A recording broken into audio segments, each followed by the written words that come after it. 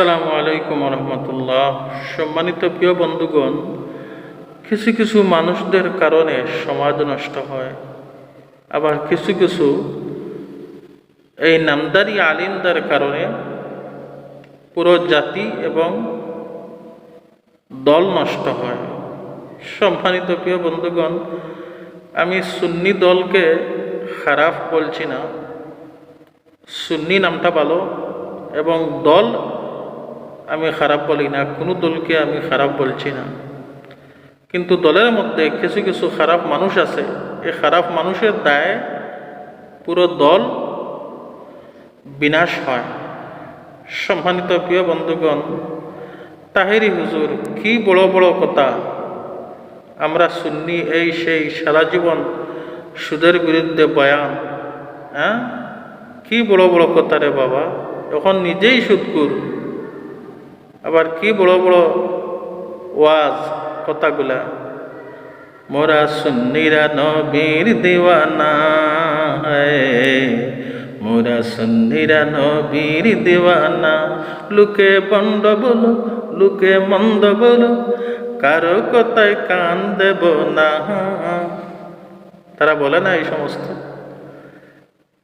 আরে এটা হচ্ছে তারার সবটা খাওয়ানোর একটা ব্যবসা, দান্দা, দুনিয়াবি স্বার্থ উদ্ধারের জন্যে তারা এখন নবীর দেওয়ানা।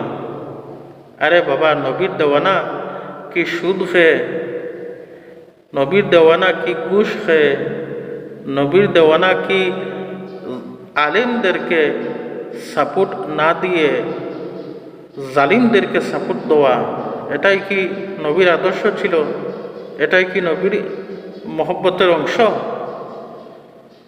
এই সুন্নি দলটা, সুন্নি দলের কিছু কিছু মানুষরা, আলেমরা, তারা নবীর মহব্বত দাবি করে, নবীকে ভালোবাসার দাবি করে, আবার দেখা যায় বিভিন্ন অপরাধের সাথে, সুদের সাথে, ঘুষের সাথে তারা জড়িত থাকে, দর্শনের সাথে তারা জড়িত থাকে। শুধু তাই নয়, শেখ হাসিনার আমলে এই জালিম সরকারকেও তারা সাপোর্ট করেছিল, জালিমদেরকে। আর আপনাদের মনে আছে কিনা আমি জানি না, যে ভারতে আমাদের নবীর বিরুদ্ধে কথা বলেছিল এবং আমার নবীকে গালি দিয়েছিল, তখন তো একটা কোনো সুন্নি দলের আলেমরা কথা বলে নাই। আমার নবীকে গালি দে জালেমরা, ইসলামের বিরুদ্ধে কথা বলে, তখন আপনাদের মহব্বত কোথায় থাকে? সোনালী ব্যাংকে কি জমা থাকে? এই সমস্ত আলিমদেরকে এতদিন সুন্নি দলের কিছু কিছু আলিমরা বলল যে আমরা জামাত ইসলাম নাকি, জামাত শিবিরা, জামাত ইসলামরা ইউনুস সাহেব একটা সুদকুরকে রাষ্ট্রপ্রধান করে ফেলছি। এখন তারা দেখি সুদকুর আলিমদেরকে নিয়ে উঠা বসা, চলাফেরা, এমনকি সুদকুর আলিমদেরকে দিয়ে ওয়াজ, নসিহত, বয়ান। এখন আপনারা কি বলবেন? আসলে তাদের দান্দা এটাই, সুদ খাওয়া, ঘুষের সাথে জড়িত হওয়া, মাজার দিয়ে ব্যবসা করা, নবীর নাম করে ব্যবসা করা, নবীর মহব্বতের নাম করে খাওয়ানোর দান্দা করা, এটা তাদের উদ্দেশ্য, আর কিছুই নয়।